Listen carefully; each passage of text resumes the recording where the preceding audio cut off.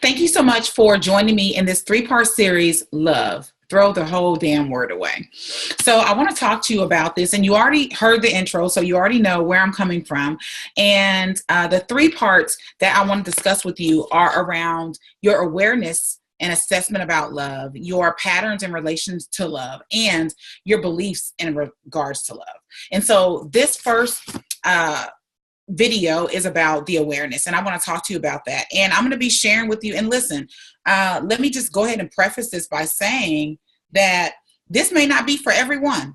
The way that I'm delivering this, how I'm saying it, it may not be for you. I am coming straight from the hip. I am not coming from you from a hoity-toity stance. I'm not holding back. I'm not scripted. I'm just speaking from the heart and sharing with you what I know to be, and sharing with you the truth in regards to my own experiences and my commitment to helping women become better, in every area. And, if you don't know my day job, I own a training company for public speakers, authors, coaches, and all that. And this ain't got nothing to do with that.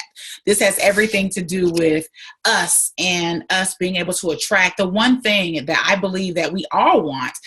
Most humans want to be loved, and they want to love somebody. And so let's talk about the awareness element. So part one, let's talk about this awareness. So one of the things that sparked this whole thing was I was over the past, decade or whatever, I'm 42, and I have been in relationships. And, I also, as I said to you in the intro to this, is that, I've seen in my family men say that they love their wives, their girlfriends, their women, their partners. And also I've seen them beat them. I've seen them talk down to them. And as a young girl, I always wondered, how? How is this love? This is love? Really? I distinctly remember being 18, 19, living in Mobile, Alabama, and my cousin and her boyfriend and father of her child scuffling. Straight scrapping, fighting physically in the middle of the street. And me defending her and, all these things. Literally, I BS you not. And we were at a different cousin's house, and these homes are really big, and they got big porches and porch swings, and I remember them fighting and all this, and me getting in the middle of it and cussing him out and going off and trying to protect my cousin, right? Because I'm an advocate. I've always been an advocate for women ever since I was a little girl, watching women get beat. And I go in the house, and I'm in the house, and I'm talking to another cousin, and I'm going on about how, this guy is not, the right person for her, and blah, blah, blah. And so I go outside to check on her, and this may have been 45 minutes later. So I go outside to check on her, and I open the door to the house, and there's a screen door, of course, because all porches have screen doors in Alabama. I open the screen door, and they're sitting swinging on the porch swing was my cousin and this dude, after he just got through punching her in the face. And I looked at her and I said, don't ever ask me again to help you with this. Don't ever complain to me about this situation. Now, this is my 18, 19-year-old self. I'm just I'm putting myself in harm's way. And so I want to ask you in this first part, I want to talk to you about your awareness and your assessment of love. And there's various ways, right? We have all kinds of relationships in our life, right? We have the relationship, as growing up with our parents or whoever raised us. We have the relationship with our children, right? And we have our romantic relationships. So when you think about these relationships, I want you to really ask yourself, what is your assessment of love? What do you really go back? How did you see your father love your mother? Or did you? How did you see men love the women in your family? Or did you? What did that look like to you? We've got to start asking ourselves this. And the reason why is because as we have matured and as we're growing as grown-ass women, we have some really morphed views about what love is, because these conversations aren't had. All people know is I like you, you like me, let's be together, we're going to figure it out and have some babies and pay some bills. And maybe we'll be happy along the way. That's what's happening. That is what is happening. We're not taking these internal assessments. That's why I'm so happy that you're here. And I'm so excited to be having this F-Love dialogue, because we have to be aware and we have to assess, like, what did that look like? And I'm not saying don't spend too much time there. Just think back and ask yourself that question. And then as a result of how we were shown love and what we believed it to be, we adopted that. We took that, right? And whether we know it or not, we are that. You know, we either go on one end of the spectrum or the other. So what I'm asking you to do is to really take a deep assessment of what that looked like for you growing up, and how that manifested itself as a teenager. For myself, it manifested myself into looking for love in the wrong places. I was highly promiscuous, and I don't know that I believe that sex equated to love. I just knew that I wanted to feel something, you know, and sex was a way to feel, you know, something, whether I got a call back or not, right? It was a way to feel something.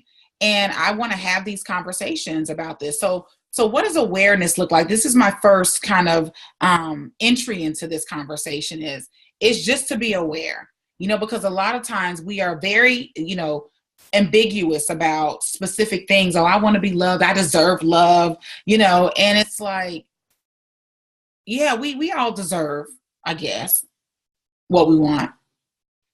But in addition to the deserving of it, I think we have to believe. And I'm going to talk to you about that. So awareness is part one. Part two, we're going to talk about your patterns. And then part three, we're going to talk about your beliefs. Because what I'm finding is, unless we really understand what we believe love to be is, we're going to keep attracting the wrong types of things, the wrong types of men, the wrong types of conversations, the wrong types of attention. And I want us to be fully aware in who we are, why we believe what we believe, and if there's patterns that need to shift as a result of that. If we need to shift our belief system, and that's the beauty and the power of being an adult. You get to choose, you get to change what you believe. You get to change how you're responding and your patterns. You get to shift out of the insecure woman into a more secure woman so that you can attract what you want. You know, I've been married before, and being married was good. I'm team relationships. I'm team marriage. I think that being in a relationship is great when it's great, but you've got to be bringing great to the table. And I think for myself, in this first conversation around awareness, for me personally, I had to be aware of who I was. And you can't, in being aware of who you are, you got to ask yourself, is this it? Or is there more to you? Right? And what I realized for myself when I got married was that wasn't it. That was April light. That wasn't epic April. I'm very much epic.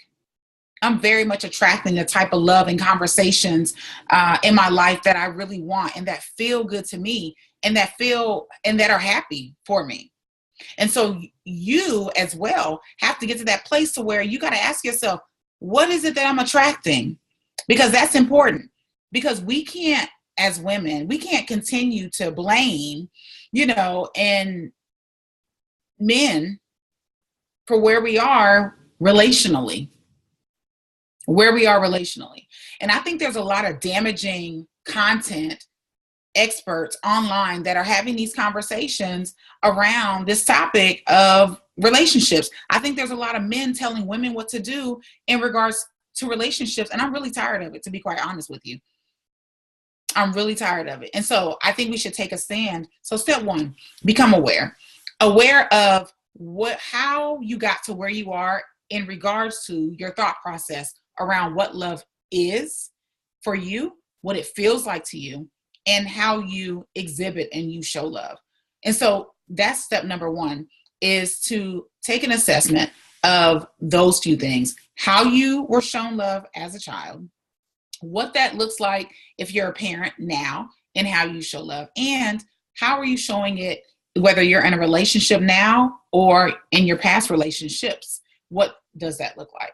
So that we can get to the root of you becoming a high valued woman, because that's what this is about. The more esteem you have for yourself, the world has no other choice but to meet you there.